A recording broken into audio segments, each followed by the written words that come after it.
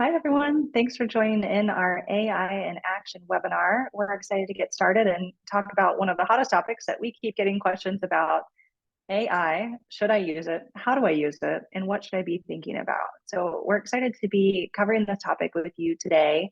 We have about an hour set aside. We're going to have a presentation, but please feel free to submit your questions in the Q&A as we go. We may pull some of those into the conversation as we go, but we've set aside time near the end that we'll have about 15 or 20 minutes for your questions. We do want to hear what you're hearing. We've had a few submitted as we're getting registrations in, but don't be shy, add in your Q&A and we'll be moderating those as we go.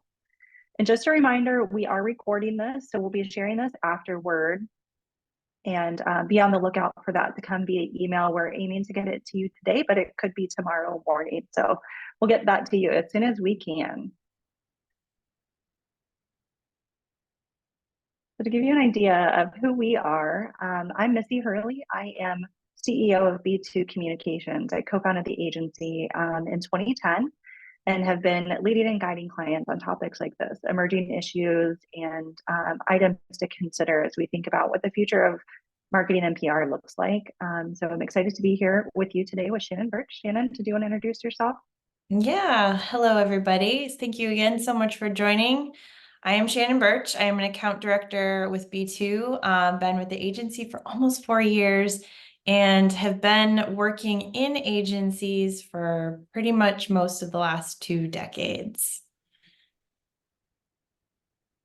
And who are we? B2 Communications. We're based here in St. Petersburg, Florida. We're a client-focused public relations agency that really takes a strategic approach to creating impactful messaging, undertaking media relations, and protecting reputations as we go. We've got clients here in the Southeast, but really most of our clients are doing business nationally and are working in professional services, real estate, and tech with fast growth strategies.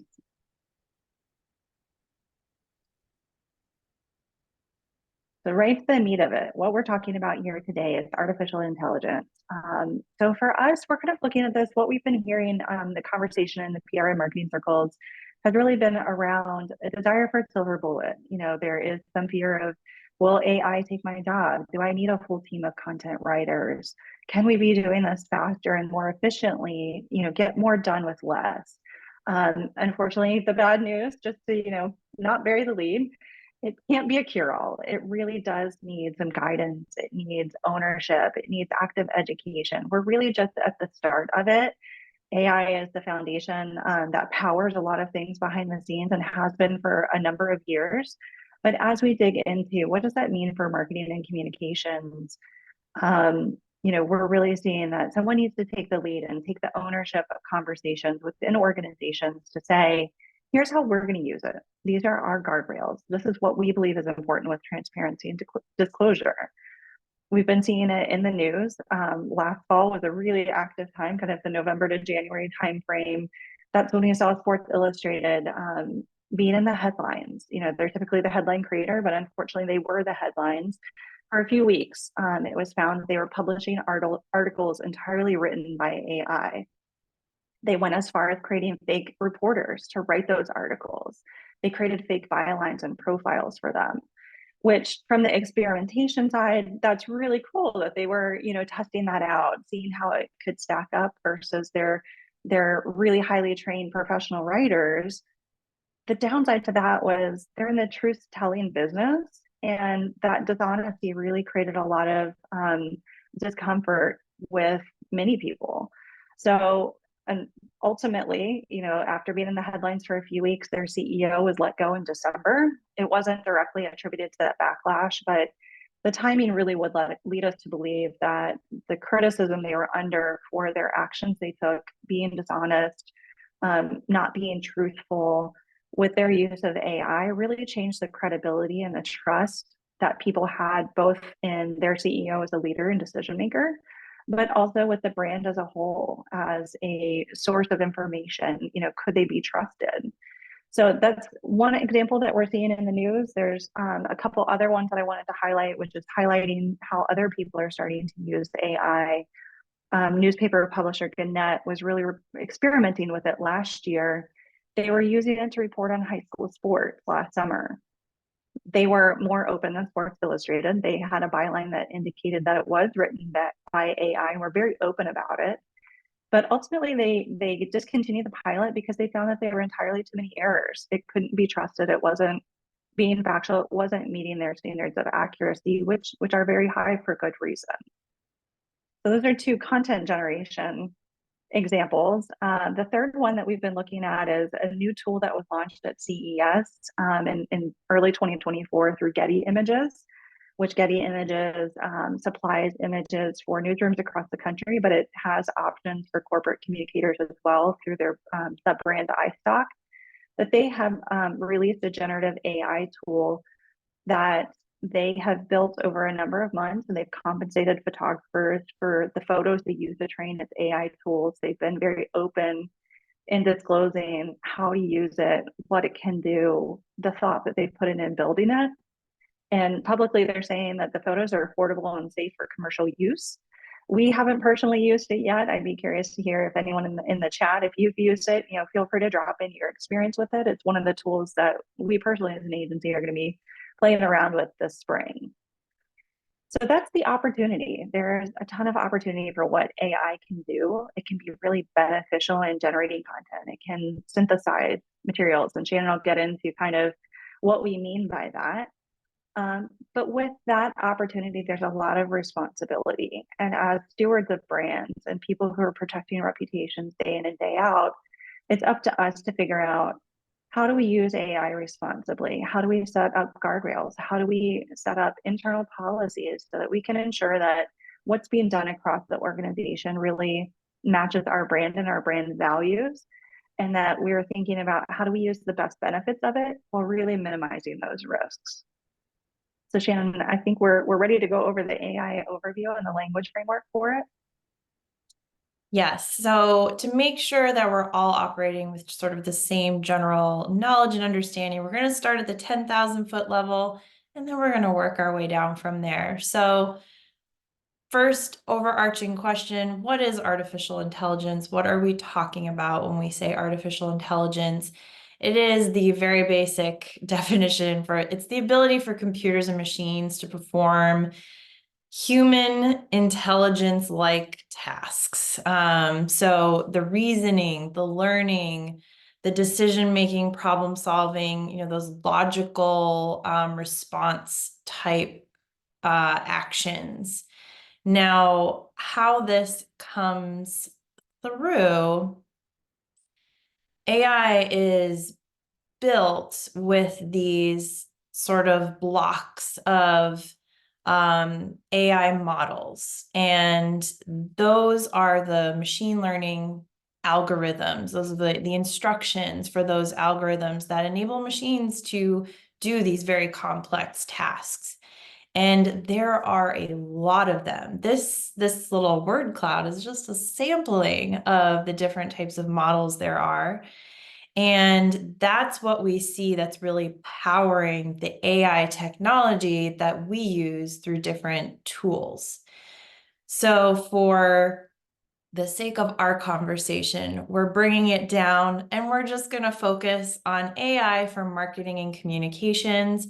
So specifically those types of AI that are most relevant to our conversation. That's going to be your generative AI, which is probably the most common. It's any kind of AI that is creating new and original content. So going back to what I mean by those models, like for example, GPT and Jasper use large language models, which are a class of natural language processing models. And Dolly is using a diffusion model, and Stable Diffusion is using a UNet model. I mean, it can get complex real fast, but it's to kind of let you know that a lot goes into these different AI technologies.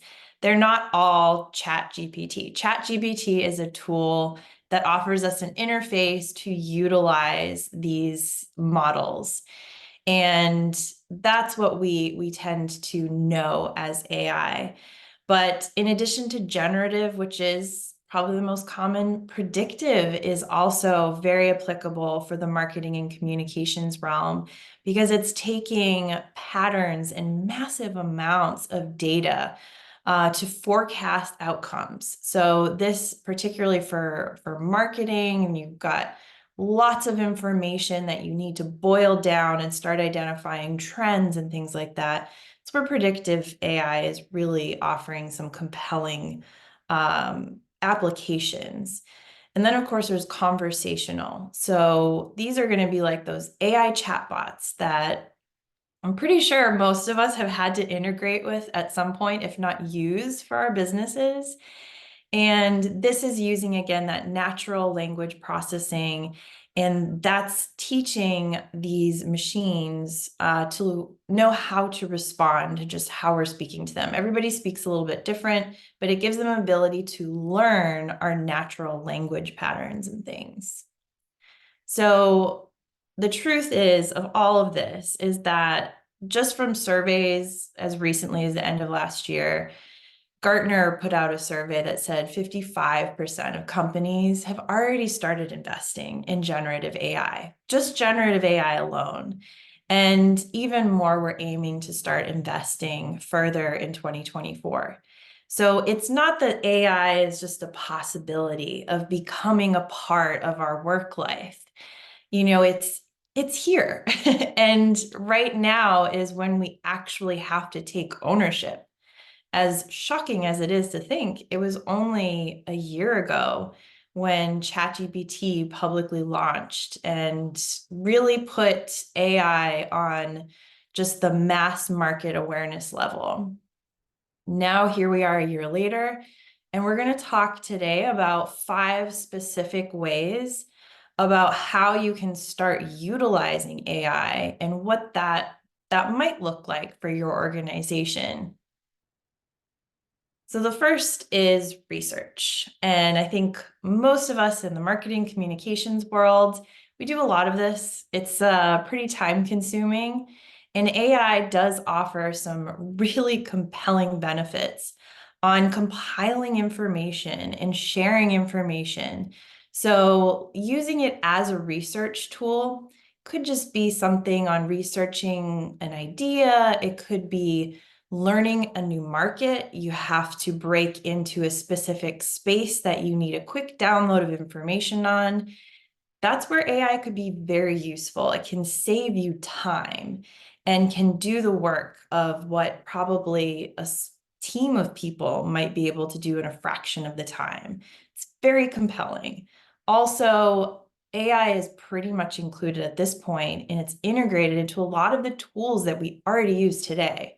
For example, if you're in the PR space, you're building media lists. Now, those media list tools that we've been using for years, they integrate with AI. They're learning about what we've previously done in existing media lists, and they're now offering suggestions.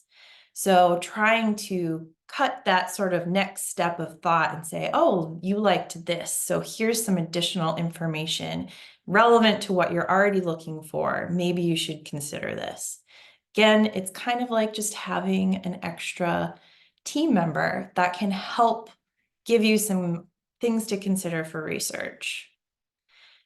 Brainstorming is another great use when you are in marketing and communications.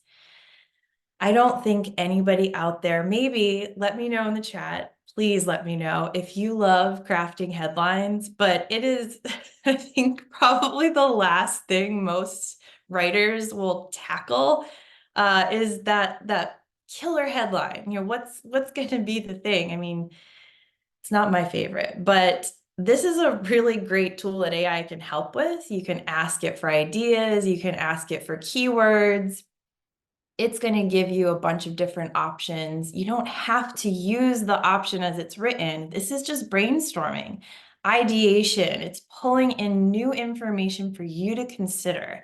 And that is tremendous when you are, maybe a team of 1 or 2 and you need a lot more input. This is going to be incredibly helpful. If you're a big team and you just need to kind of vet out some key ideas and have some starting points, again, this could be incredibly helpful to do that. Building a content outline, there's certain tools, like Jasper AI is one tool that we have experience using. You can build outlines for your blog post, for your article. It's going to give you suggestions and allow you to either accept them or reject them. And again, it's just that additional idea that's being put forth for you to consider. Also, if you're in the event space or you're trying to create a campaign name or come up with a fun tagline, this is also another kind of cool way that you can just get some additional input. Creation. You'll notice here that there's nothing that is implying when I say creation that this is start to finish. It is a part of the creation process. AI can be a very helpful, efficient part of the creation process. Like I already said, it's great for starting content drafts, for getting information for your content, even for modifying images, the things that you can do with these AI tools, whether you're using Adobe's AI tool or Dolly or whatever it is.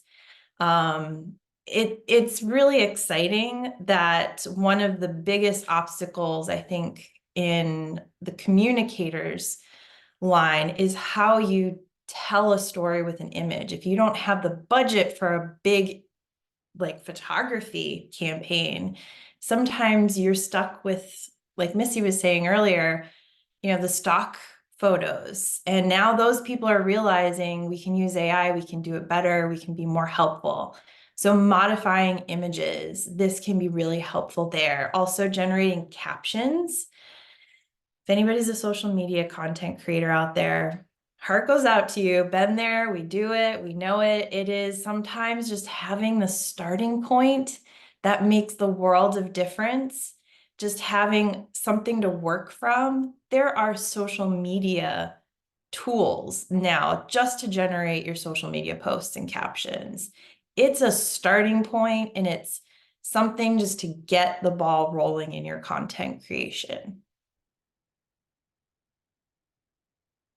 Optimization is another useful, very efficient use for AI, because this is where you're able to utilize AI's power to take a lot of information and boil it down into something much, much simpler and concise. It can also be used for if you've got a lot of technical data and you know the different audience that you want to communicate it to. It can even offer you suggestions on how to communicate it to that specific audience. There are tools that are better at this than others, but even creating like the base of multilingual campaigns. If you have a Spanish campaign that you are looking to turn into English, or maybe you have an English campaign that you want to turn into Portuguese, just the available language models really help in giving you the baseline, something to start with for a multilingual campaign. If you're a small business or you have to work on a budget, this might be something that's really helpful for you just to get you going. Just helps in that kind of optimization mindset. Then we have the final data analyzation.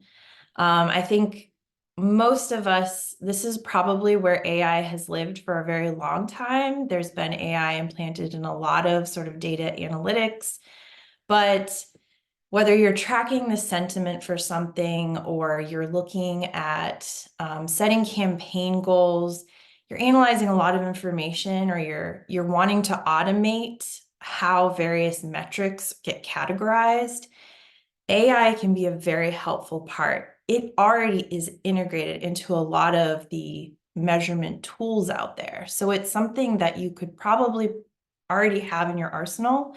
You can go much deeper with it though. You can use this to also kind of dip a toe into that predictive analytics and look at evaluating market trends. There's I know that AI is used to create deep fakes, but there's now technology, AI technology, that identifies deep fakes. And if you are trying to protect your brand, you have a global brand, a big brand that's being constantly impacted by deep fakes, this is huge that you can actually now identify those and defend your brand from them. So that level of data analyzation, that really does run quite a large scope. Just to underscore something that Shannon mentioned as we talked about those five key ways that we're seeing people use AI is you heard the word partner a lot, or it can be your helper, or it can be your starting point. And that's going to be something that we talk about quite a bit through the next couple of slides when we talk about how do we mitigate risks. I think understanding that it is not a replacement, it can't do all of the work for you, it shouldn't do all the work for you. But looking at that as a starting point, and particularly if you're a team of one, having that partner, to bounce ideas or to get out of a creative rut, it can be really helpful for that, but to know that it is not the end all be all. It can't be a single source of truth.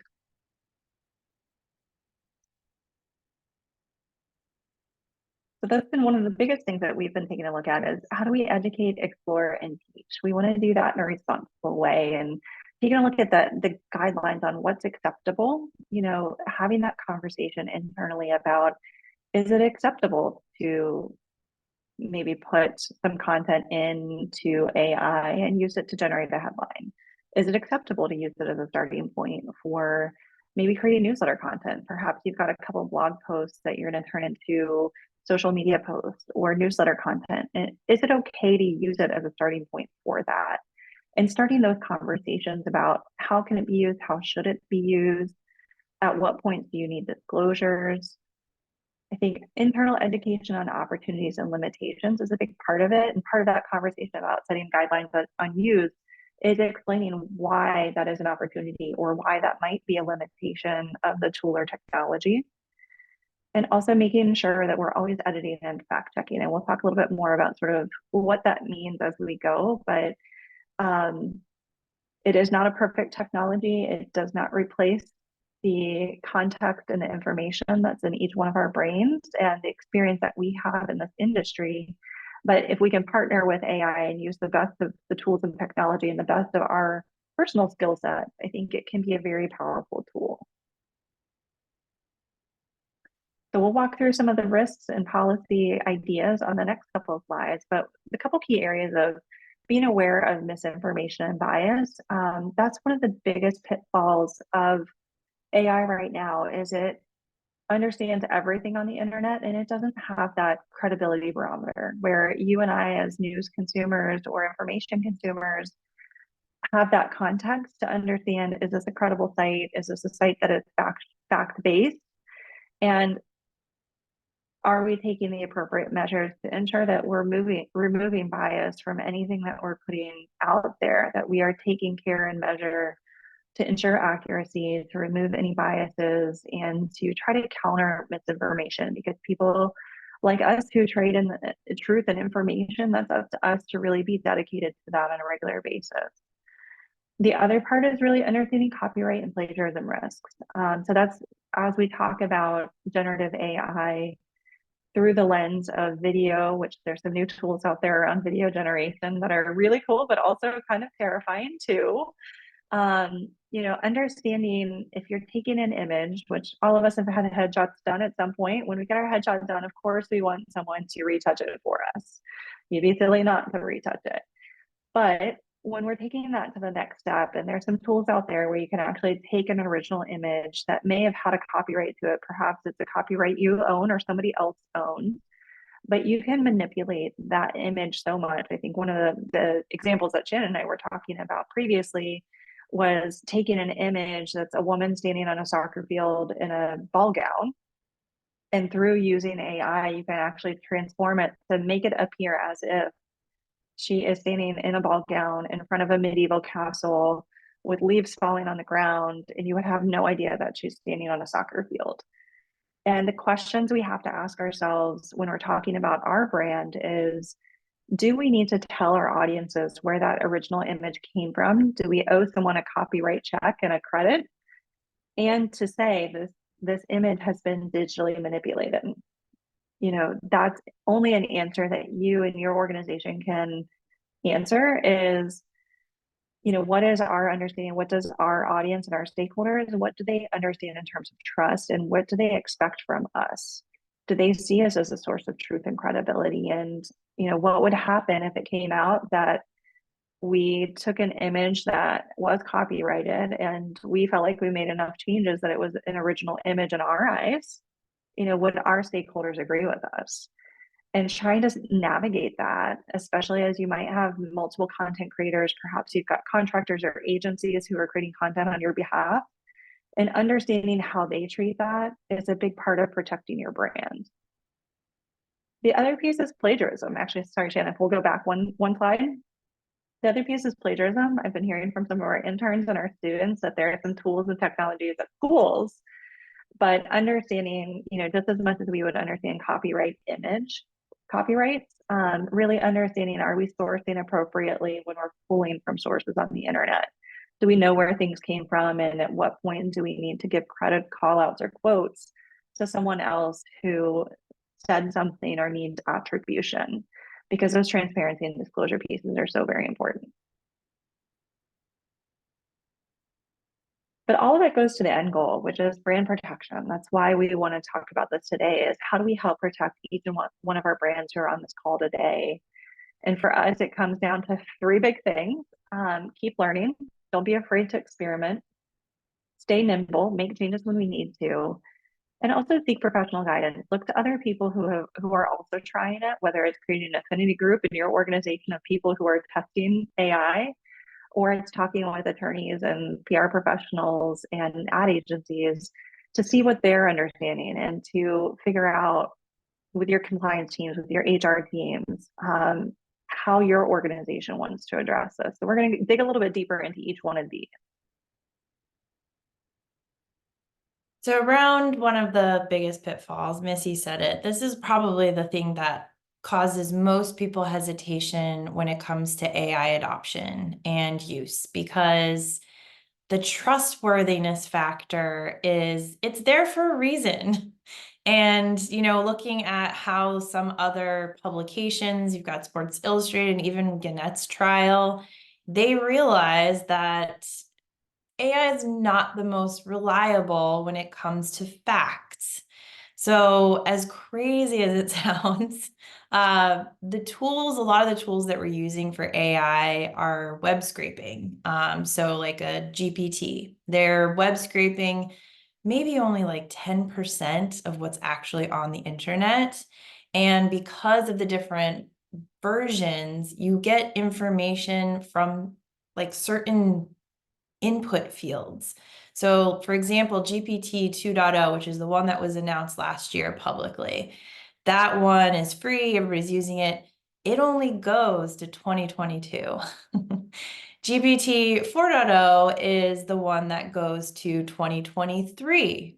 But if you're researching like political campaigns from the last 3 years, you're still going to have some pretty gaping holes depending what tool you're using.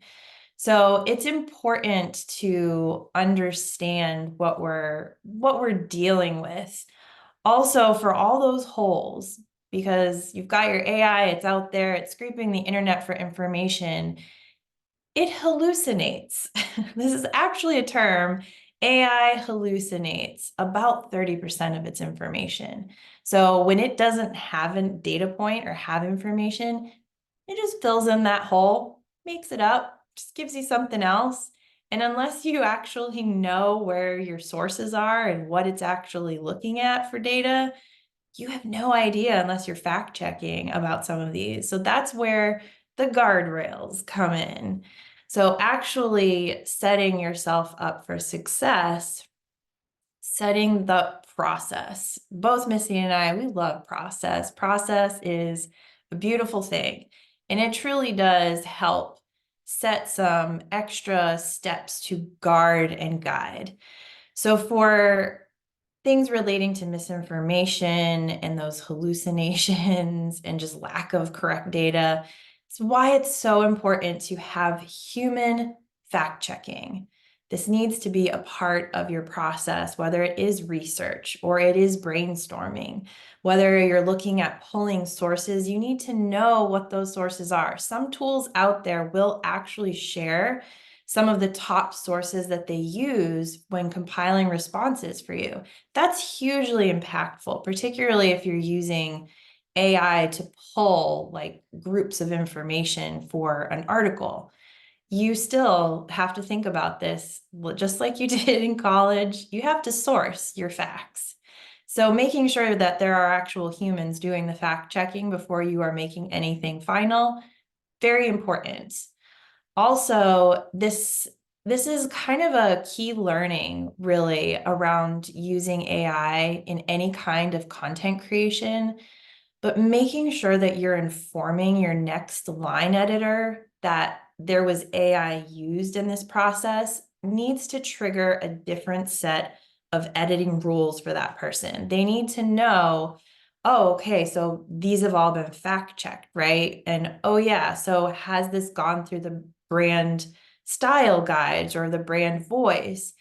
They're going to need to know what additional things to look for if it's AI that's doing this content piece, or if it's, you know, a team member that's doing this that would already be considering a lot of these other factors. So having that as a key consideration is very vital. Also, around publicly noting AI usage in research or writing for blogs and articles, this goes back to that transparency factor. But it's really up to you to identify when and how you do make people aware that AI was a part of that process. Depending on what it is, you might have need to specify exactly how you're using it. But we're going to start seeing that AI was used to generate this ... probably used as a disclaimer much more in the future. And it's going to continue to probably make a lot of people a little hesitant, but the more you're able to expand on how your team or you or your company utilizes AI, the more clear and more trust building that you can actually do around this idea that AI is just, you know, you can't trust anything that AI has touched.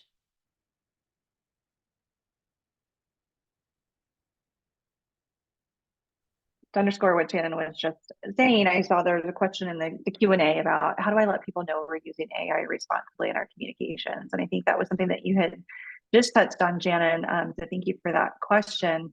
You know, putting those disclosures, particularly like if you're doing longer form content, like a blog post, for example, maybe it's putting that at the end of the blog post of AI helped with the content generation for this, and a human editor was involved in writing it. You know, outlining for people about what they should know about it and what their level of trust should be.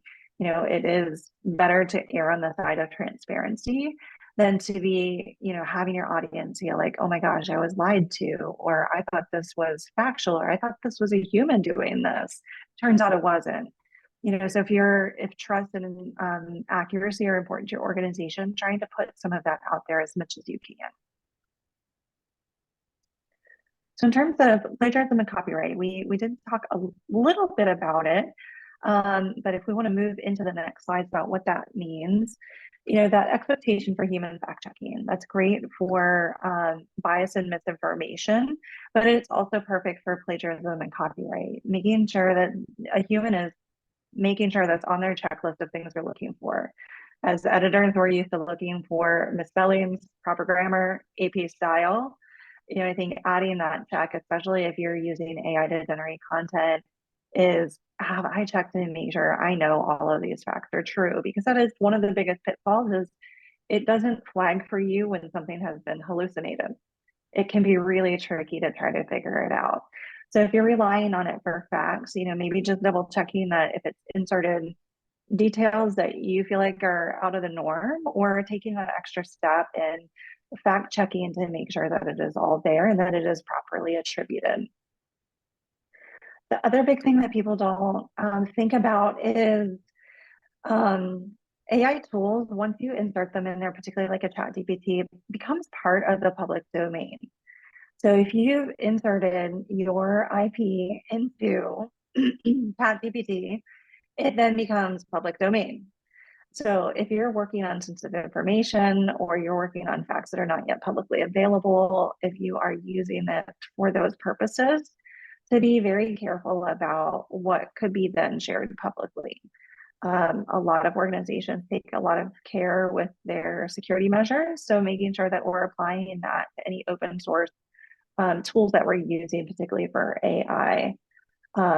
So that can come into play, even if it's, I was using it with a client of mine. I was adding it, Shannon had mentioned headlines aren't always our favorite things. So I was using it. I wrote an op-ed and was using it to create a headline, and had to double check for myself of like, okay, well, this is going to be published eventually, in the next week or two. So it is going to be out there on the internet. I'm not disclosing something for a client that they would feel uncomfortable being out in the public domain or being sourced by other tools in other areas.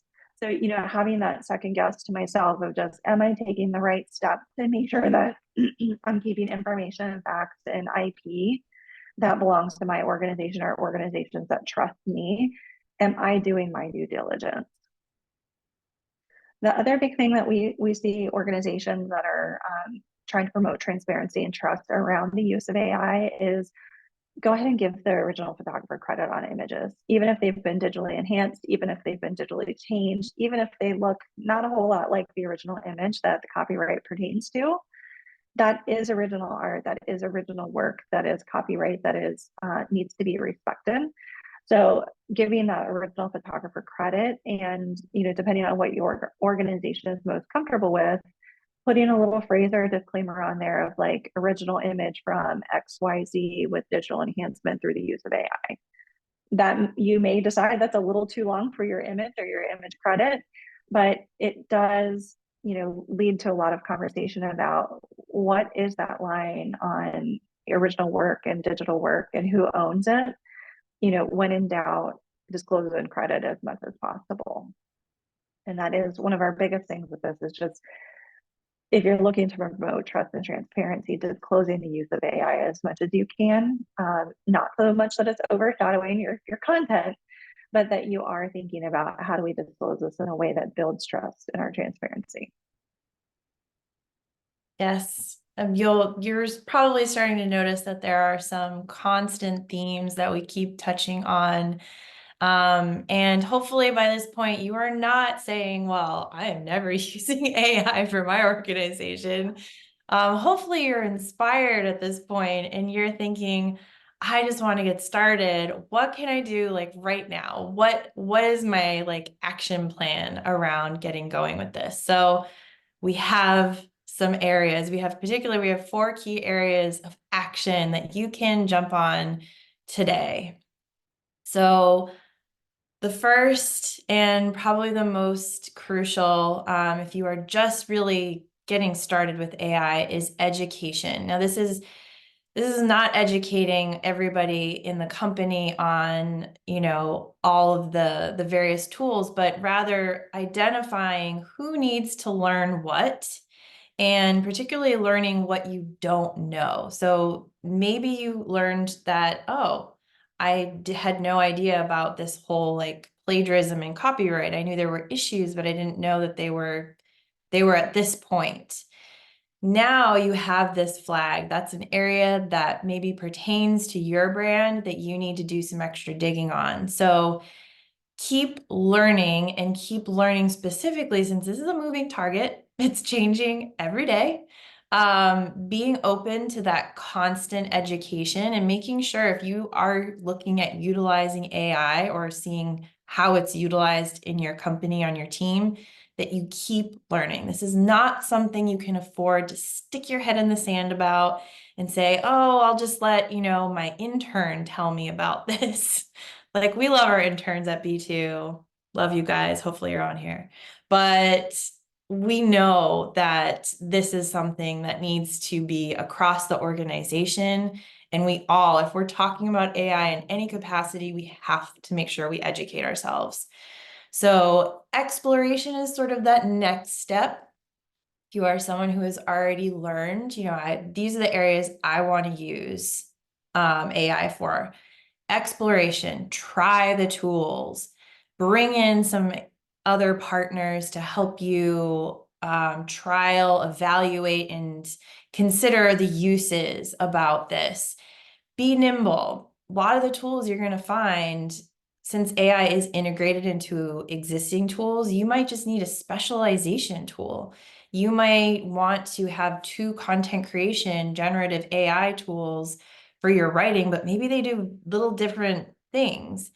Making sure that you're doing those point of view or like kind of perspective type trials and evaluations is really crucial. Once you have some tools that you are comfortable with, then it's just making sure that you are encouraging conversation around this, whether it is with your team, it is with other professionals, with your leadership. Make it an acceptable thing and establish the paths for people to bring up AI in conversation, for them to bring up ideas around AI. It's not okay necessarily for someone to be using AI to do their work for them, especially if it's giving not great work. But it is very much encouraged to say, "Ooh, I found this great new tool and it does this in about half the time," or "it helps me do my job better, easier, faster." That's something that you want to hear about, if you're looking at how your team particularly is using it. But making sure that people have an understanding and know that it's okay to have these discussions. The last thing you want is people to be using this behind your back, or to be afraid to bring it up, or have an executive be questioned about the use of AI and not even know that people in their company are using it. That makes them look really silly.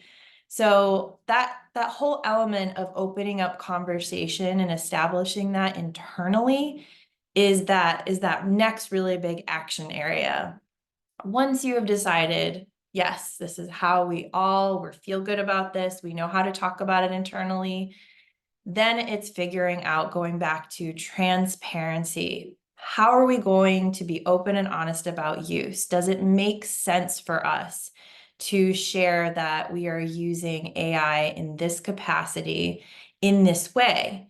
Should we consider maybe either not utilizing AI if it's something you're not able to disclose, or is it maybe you just focus on a specific reference to it? There's a lot about this that's complicated. This is going to include, for like company-wide use, this is going to include legal teams, folks. Legal is getting up to speed on this. The corporate lawyers, the firms, everybody's trying to figure out about AI right now. It's not regulated, which means there's a lot of gray area. So make sure you understand how your legal team also feels about your use of AI and what you could actually say. So that last piece, that is a really big one, and it does include even more open conversations.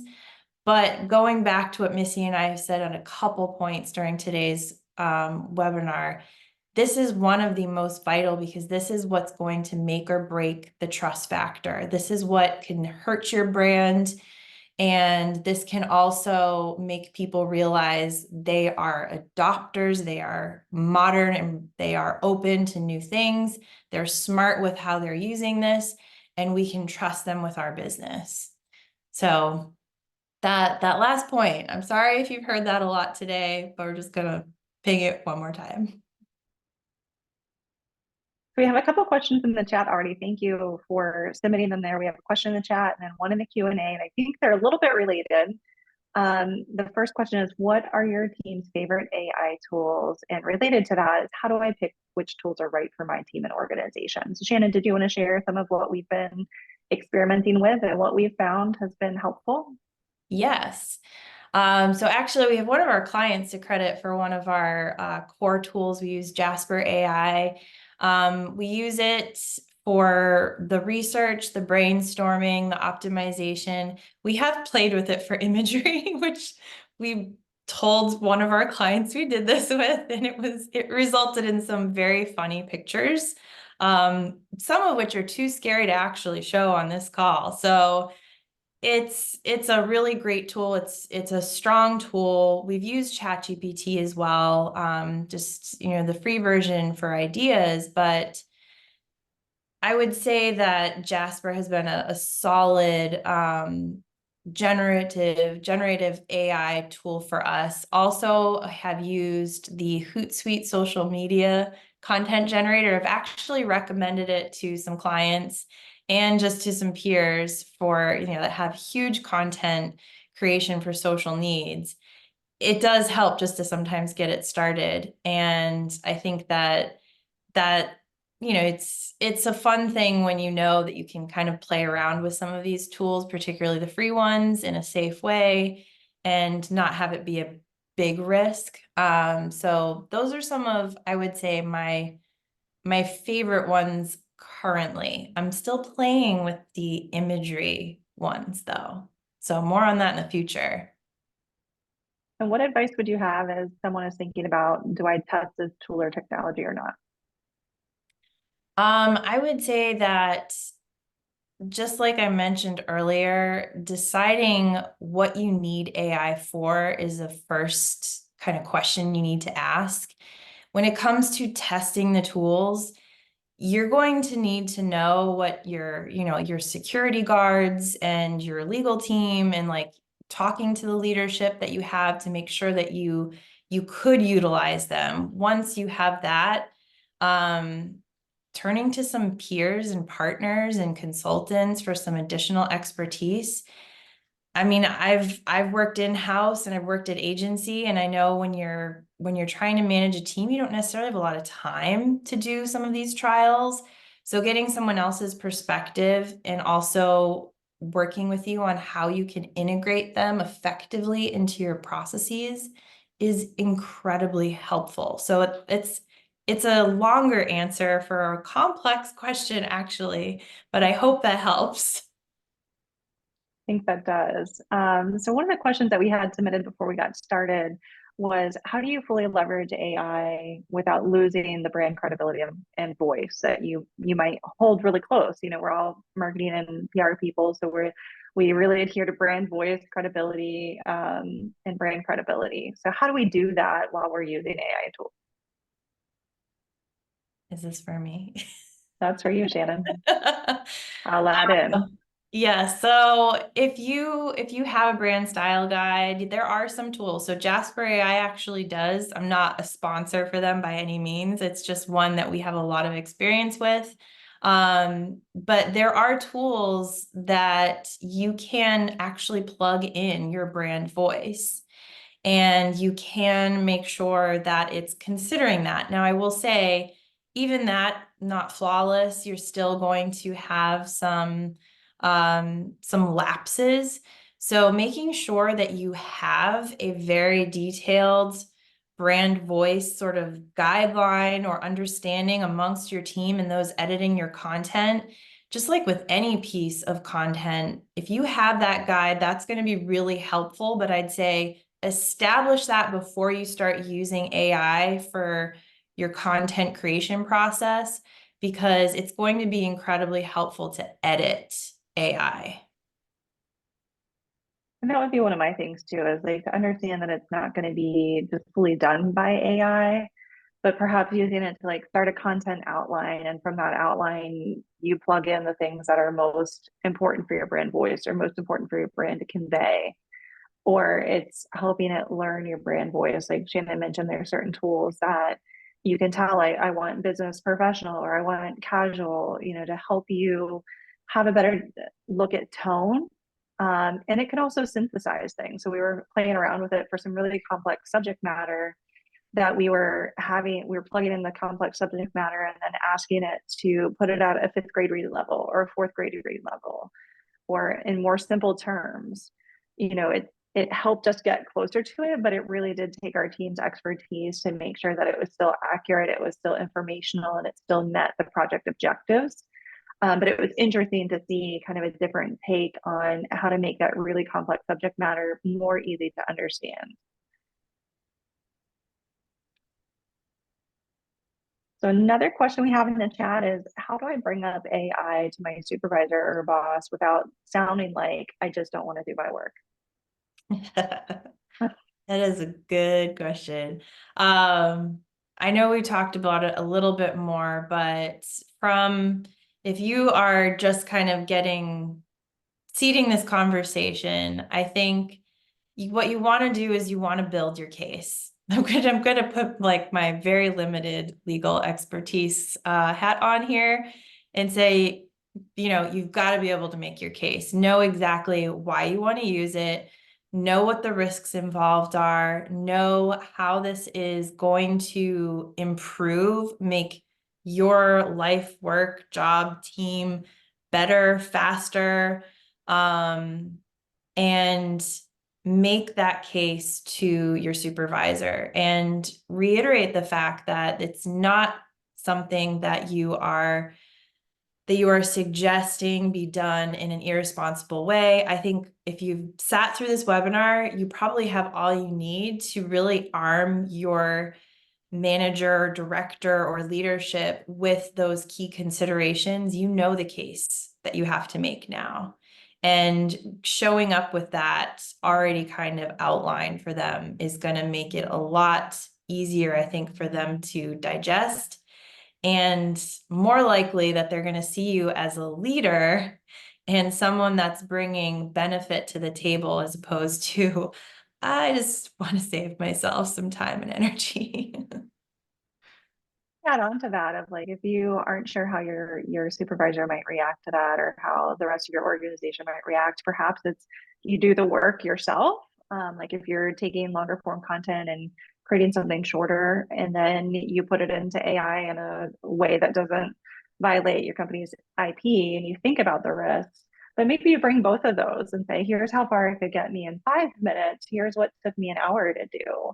And I'm not saying that that 5 minutes is going to replace my hour, but maybe that 5 minutes breaks this task down into 20 minutes, which means I can spend more time on XYZ task. I think particularly in organizations that are really crunched for staffing right now, I think a lot of people are experiencing that, trying to be more efficient with our time, but also reassuring, your boss, your supervisor, and others in your organization that we can use it as a way to aid us along the path, but that there is still fact checking, there's still those accuracy marks, there's still that human element to it that's very much needed.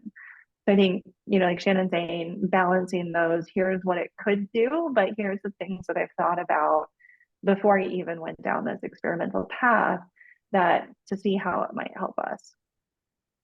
Yeah. And I think something else that we touched on a little bit, but we always hold true with: know your brand values and know what how that plays into your brand values, especially when we're going back to some of the transparency points that we made earlier. If it's kind of, you're wondering, well, how do we disclose this? How do we talk about this with other groups? Are you a brand that values innovation? Are you a brand that values, honesty and transparency? That's going to help you lead how you talk about AI. We know that we have a number of people that might be like in highly regulated or compliance-driven industries. Knowing, how that affects some of this also needs to be factored in. So we always like to go back to those brand values when it comes to almost any kind of communications, but I think that is just a useful guide, even in your use of AI and how you're talking about it, that you can fall back on. And we've got one more question. If there are any other questions, please put them in the Q&A. We want to make sure we get to them in the next 5 minutes.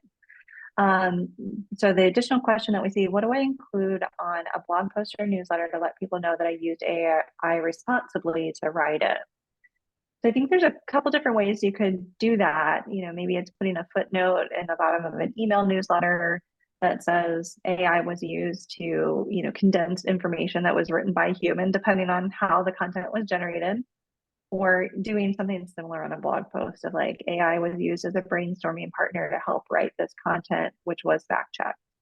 Letting people know what to expect, letting them know how it was used, letting them know what the human element was to it to ensure accuracy and trust. But I think those are two ideas. But I think, like Shannon mentioned, it depends on what your organization, where you function. If you are more of a publicly traded company, there might be some additional things you need to think about. If you're heavily regulated, there you definitely want to get your compliance team involved early and often. Chat with your in-house counsel. That this should be something that has a bit of a task group or work group feel to it, so that the whole organization is engaged in the conversations, and that the PR and marketing team knows how to carry that forward externally, and that the no surprises rule. Nobody is senior VP or CEO wants to be caught flat-footed with AI was used and that they had no idea. So trying to make sure that there's education components throughout the organization, and we believe that the PR and marketing team should be the ones leading those conversations. Well said. So I don't see any other questions in the chat. So we just wanted to go ahead and wrap up. Thank you so much for spending part of your day with Shannon and I. It was certainly our pleasure to talk about AI with you, and hopefully you found some benefit to being part of this today. We're going to share the recording, so check your inbox if you don't see it. I think you've probably been communicating with Chris, so either email info@B2 Communications or Shannon or I directly. We'd be happy to get that recording to you if you don't happen to see it come through by tomorrow afternoon. So we'll be sharing that, and it is our hope that we'll also have an AI-generated transcript to go along with it. So thank you so much for attending today, and we hope to see you again soon. Thanks, everybody.